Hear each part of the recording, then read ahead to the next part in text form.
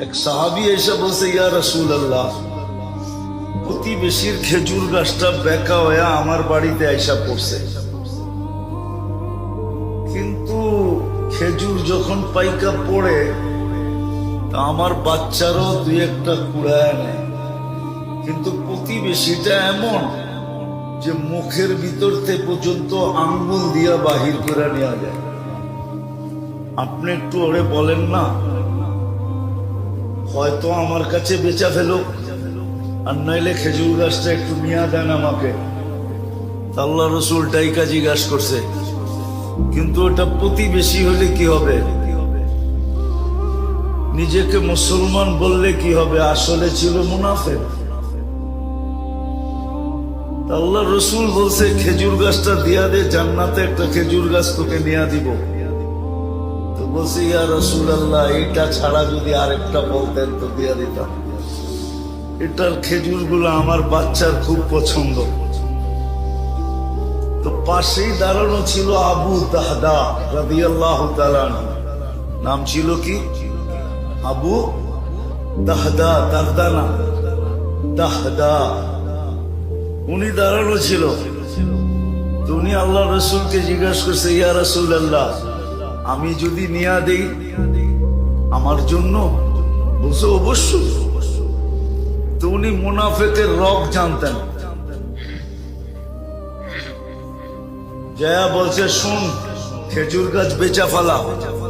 আল্লাহ রসুলকে দিলাম না, তোকে দিমু কোত্থেকা? ওই সময় খেজুরের পাকা মৌসুম। আমার ওই 600 বাগানের একটা গাছের একটা বাগান আছে, ওটা দিয়া বেচবি, সওদা করবি, ওটা দিয়া দিমু তোকে। আমার এই খেজুর গাছ দিয়া দে। একটা বিনিময়ে কয়টা? কত? তাও পাকা ফল গাছে, পাকা ফল। আরবদের নিয়ম ছিল, যখন খেজুর পাকতে থাকতো, তো এখনো মদিনায় গেলে দেখবেন আপনি খেজুরের বাগানের ভিতরে ছোট একটা ঘর পাবেন, ছোট একটা ঘর পাবেন। কেননা খেজুর যখন পাকতে শুরু করে, তোরা এন্টার ফ্যামিলি সহ এখানে চলে যায়, আর শেষ খেজুরটা পর্যন্ত ওইখানে থাইকা এটাকে সুরক্ষা করে। আবু দারদা রাদিয়াল্লাহু তাআলা আনহুর ফ্যামিলিও চলে গেছিল ওই বাগানে। তো বলছে, ঠিক আছে, ঠিক আছে। ওই 600 খেজুর গাছওয়ালা বাগান যদি দাও, তাহলে এটা দিতে রাজি। তো বলছে, ডান, নিয়ে নিলাম। দেখেন, বেচা কিনি শেষ।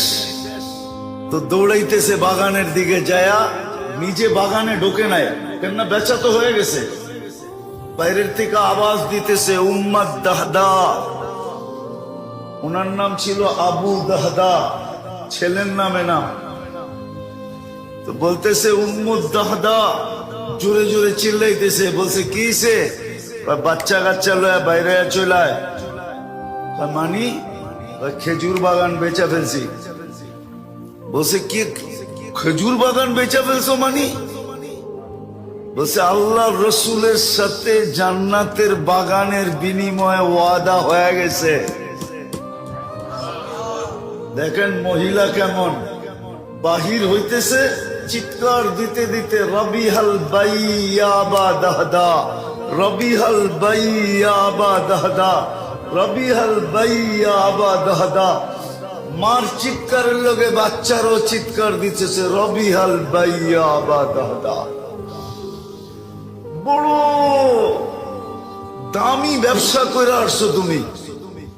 জান্নাতের বাগান দুনিয়ার বাগানের বিনিময়ে বড় লাভজনক ব্যবসা।